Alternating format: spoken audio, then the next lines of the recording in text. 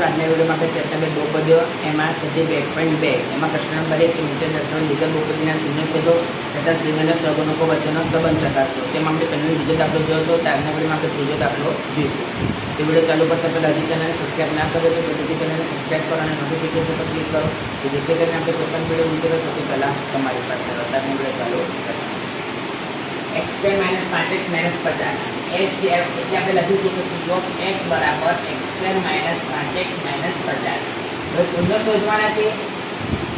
તો આપણે પહેલું વાક્ય કેવું લખવાનું? તો લખવાનું કે p of x ના શૂન્ય શોધવા માટે p of x ના શૂન્ય શોધવા માટે p of x બરાબર 0 લેતા. तो x² - 5x - 50 बराबर 0. तो હવે આપણે અવયવ પાડવાના છે. તો અવયવ કઈ રીતે પાડવાના? તો પહેલા પદનો સહગુણક અને છેલ્લું પદ ધ્યાનમાં લેવાનું કે 1 * 50. તો 50 ને આપણે એવી રીતે પાડવાના કે 5 આવવા જોઈએ. તો આપણે સીધું 5 * 10 કરીએ. બંનેનો સરવાળો કરીએ તો 5 આવે ના. બંનેની બાદબાકી કરીએ તો 5 આવે.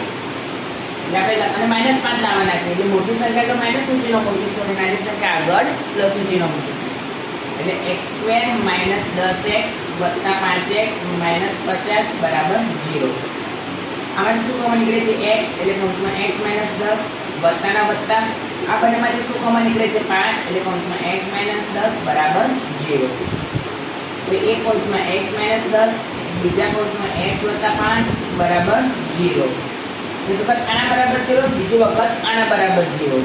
એટલે માટે x - 10 બરાબર 0 અથવા x + 5 બરાબર 0. તો માટે x બરાબર 10 માઈનસમાં છે તો પ્લસમાં જશે. અહીંયા 5 પ્લસમાં છે તો માઈનસમાં જશે. એટલે માટે x બરાબર 10 અથવા x બરાબર -5.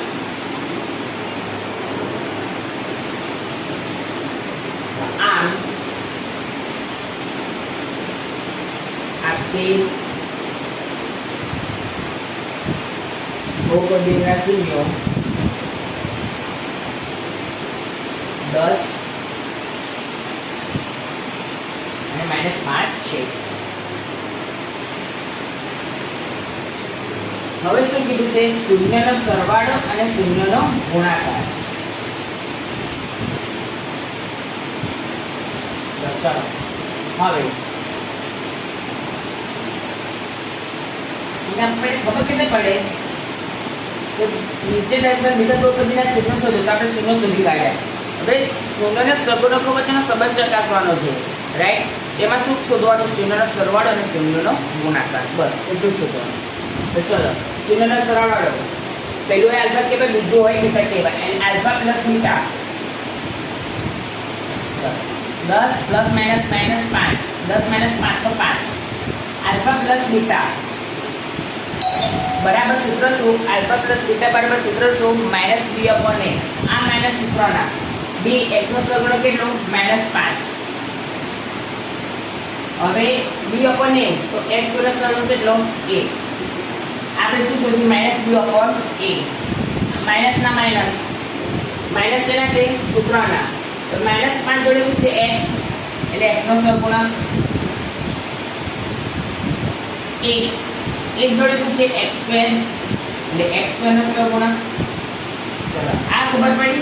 હવે શું શોધવાનું? શૂન્યનો ગુણાકાર. તમારે એટલું યાદ રાખવાનું કે એવું હેડિંગ આપ્યું કે નીચે દર્શાવેલ વિગત બહુપદીના શૂન્ય શોધો. એટલે આપણે શૂન્ય શોધી કાઢ્યા.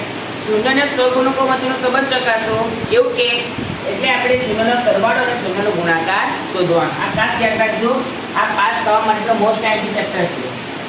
અને શૂન્યનો ગુણાકાર આલ્ફા બીટા. પહેલું હોય આલ્ફા, બીજું હોય a બીટા. એટલે -50 આલ્ફા બીટા બરાબર સૂત્ર શું? c/a. ચલો c - 50 a -50 એ શું છે? અચળ પદ. a કે શું છે? x નો સહગુણક.